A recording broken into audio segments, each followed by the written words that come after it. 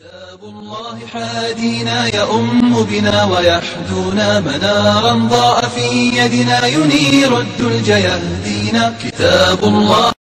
Oh, come on, there's way too many people in here for that to be that quiet. Assalamu alaikum wa rahmatullahi wa barakatuh. A little bit better. Maybe inshallah after the lecture you'll understand why we want to get a little bit more inshallah. Bismillah walhamdulillah wassalatu wassalamu ala rasulillah wa ala alihi wa ashabihi ajma'in wa man wala ila yawmuddin wa nashhadu an la ilaha illallah wahdahu la sharika lah wa ashhadu anna muhammadan abduhu wa rasuluhu amma ba'd. Inshallah I'm going to have to get straight to the point because we only have about 30 minutes and I want to fit everything in within that time frame inshallah. This topic I think is one that is of great importance, not only for our youth, but for the entirety of this ummah. Because this topic is one of the things that we as an ummah, all of us, because when I say we as an ummah, I'm referring to where Allah says, وَإِنَّ هَذِهِ أُمَّتُكُمْ أُمَّةً وَحِيدًا. That this your ummah is one ummah. So I'm referring to all of us. That one of the biggest things that are lacking in this ummah is this topic that we will discuss tonight inshaAllah ta'ala. And it is one of the things that causes us so many problems. Imam Malik rahimahullah ta'ala collected in his Al-Muwatta a hadith from the Prophet sallallahu alayhi wa sallam, and it was authenticated by Shaykh Al-Albani rahimahullah ta'ala, that the Prophet alayhi salatu wa salam said, لا بعثت أتمم حسن الأخلاق. That I was not sent but to perfect and beautify your akhlaq, your character. The Prophet ﷺ is saying something extremely important. He's saying that I was not sent except for one reason, that is to perfect your akhlaq. Because he says, لا بعثت, I was sent not but to perfect your character. So if the Prophet ﷺ is laying so much importance on one single thing, that he was saying that I was sent for this reason, then that one thing must have huge importance. It must have tremendous importance. Having a good akhlaq apparently has huge significance in Islam. And through the few hadith and ayat of the Quran that I'm going to show you tonight, I want to show all of you how important having good akhlaq is. Because if someone were to ask me, what is the thing that you think the Muslims are the weakest on from the entire ummah, I will say our akhlaq. Our akhlaq is one of the weakest things about us, our character. And because of that, we are seeing so many problems. But I think if we as an ummah were to realize how important our character is, we would decide to change some things.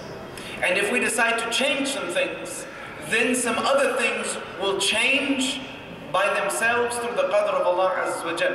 And you'll understand what I mean very soon. And if we're not willing to change, then we at least, at the minimum, need to train our children correctly. So at least maybe the next generation won't be like us. Insha'Allah ta'ala, they'll be better than us.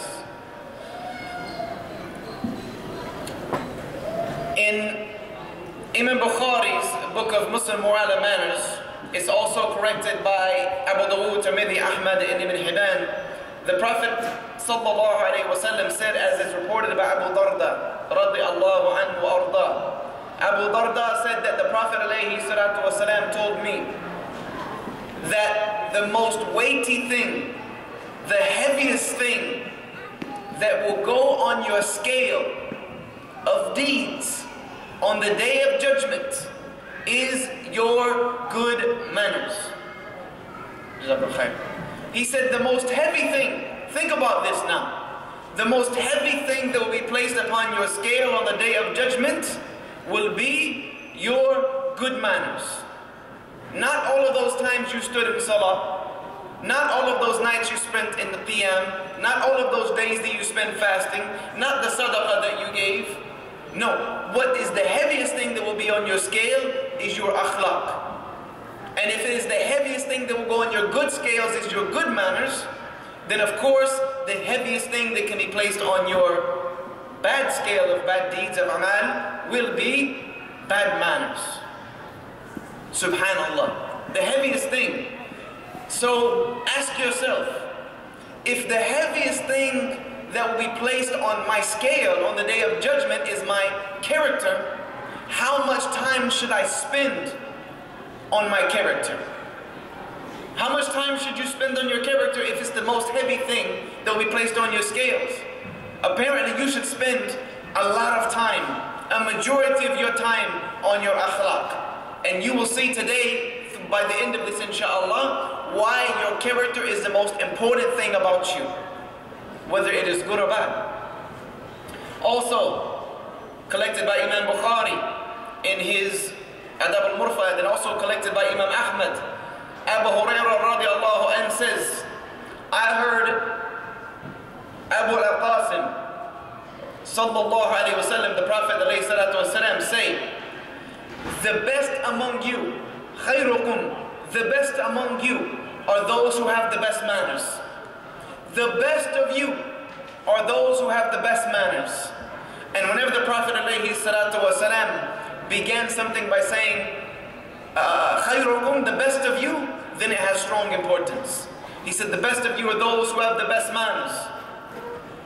Also, we see in a hadith collected by Tabarani, and Shaykh al-Albani rahimahullah ta'ala also authenticated this hadith.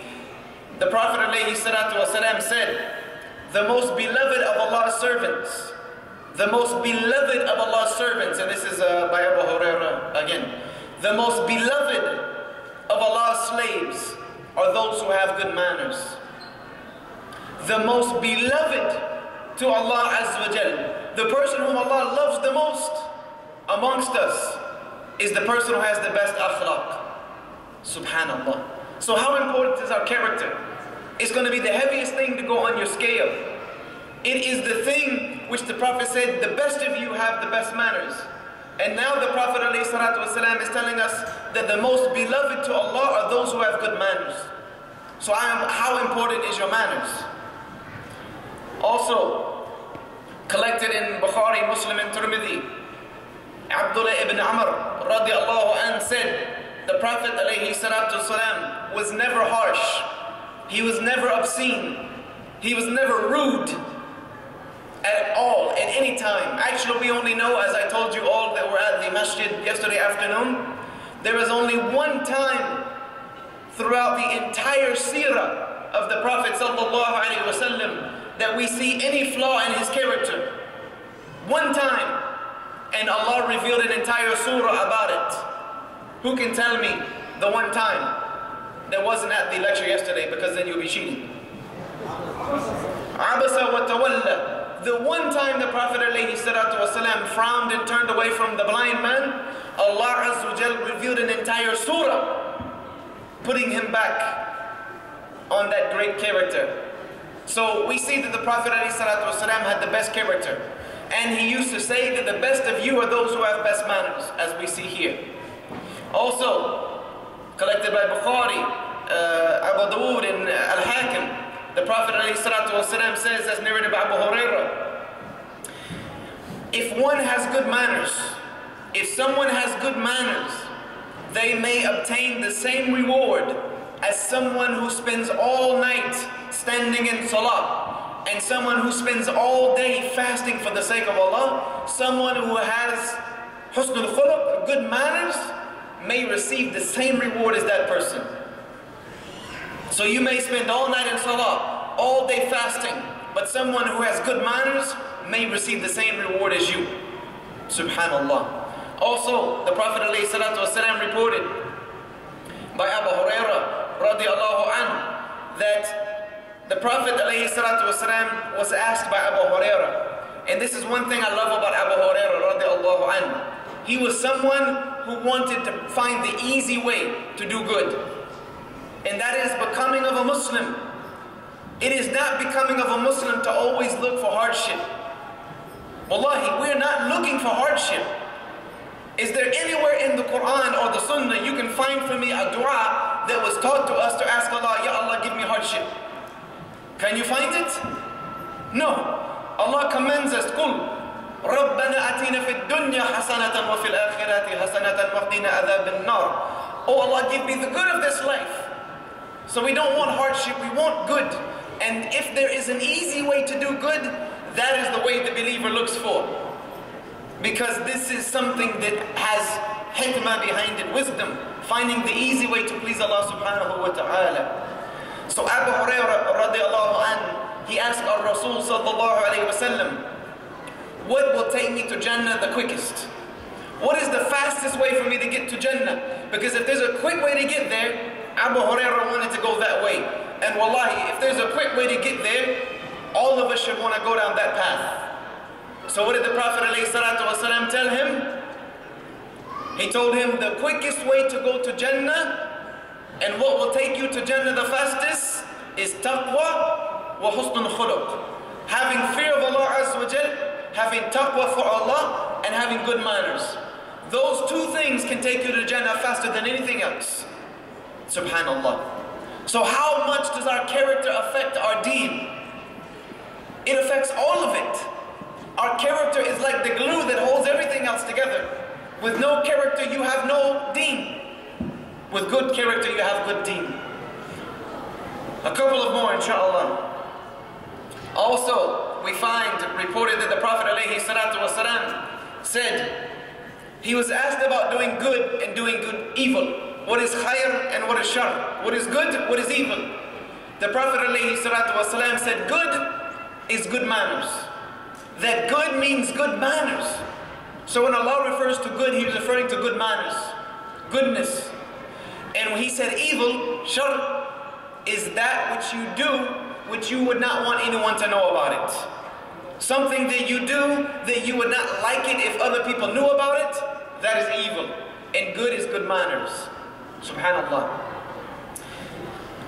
Now we come to the story of Imam Malik. How many of you know Imam Malik? The great Imam Malik. Everybody should know the great Imam Malik. If you don't know him, we need some serious history classes going on. Imam Malik, rahimahullah ta'ala, when his mother sent him to study, he said that my mother wrapped an imamah around my head. And she told me, go to the scholar of Rabi'ah in Medina. And when you learn from him, learn from his akhlaq before you learn from his ilm. Learn from his character before you learn from his knowledge. And this is something that was very much known about Imam Malik, is that he had akhlaq that was pristine.